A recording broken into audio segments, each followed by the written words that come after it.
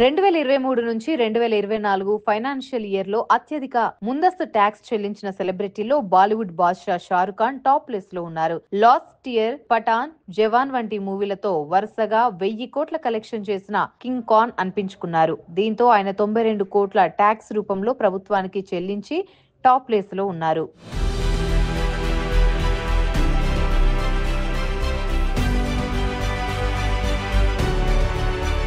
Kollywood star hero దళపతి విజయ్ కూడా అత్యధిక tax payer గా లిస్టులో ఉన్నారు. విజయ్ యాక్ట్ చేసిన the greatest of all time movie 600 కోట్లకు పైగా కొల్లగొట్టింది. దీంతో హీరో విజయ్ 80 కోట్లు ట్యాక్స్ చెల్లించారు.